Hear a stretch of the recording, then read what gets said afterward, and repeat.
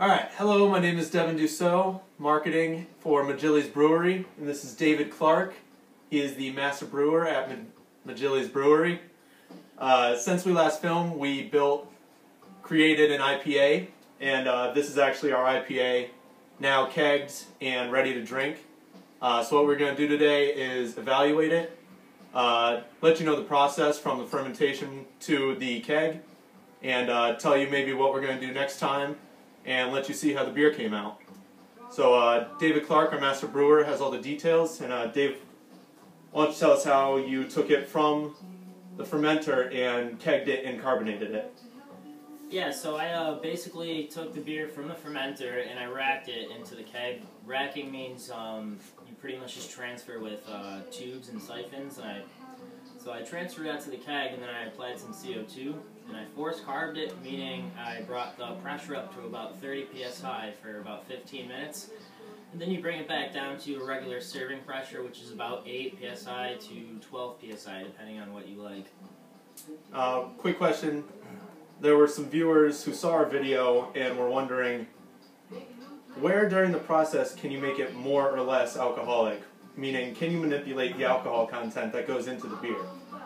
Well, that pretty much depends on the mash, how much sugars you make for the yeast to eat to create the ethanol.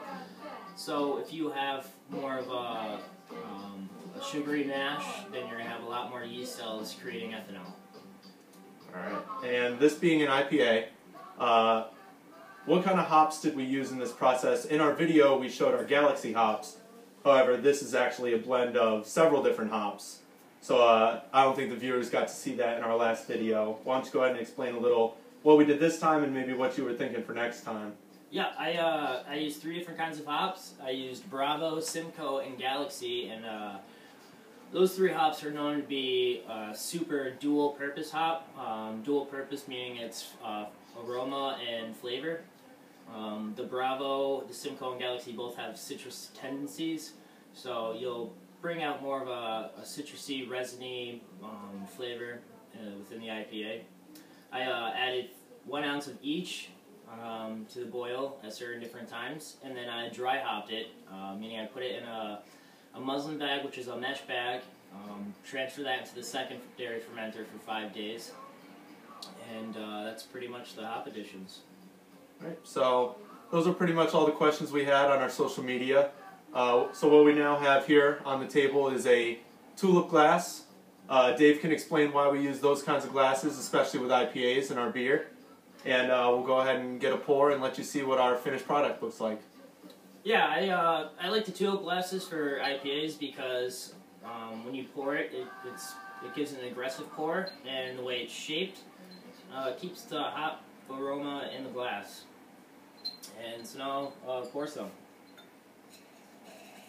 So while you're pouring, why don't you explain to the camera what we're really looking for an IPA in color, in body, and what we're seeing with our beer.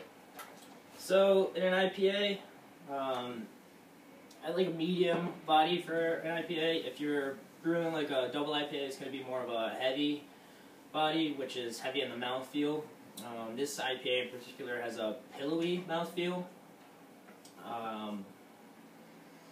It's orange, light orange to a dark yellow color. And you can see all the details in the color that Dave was talking about.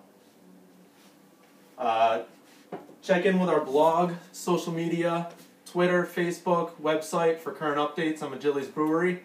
We're constantly brewing all new different variations.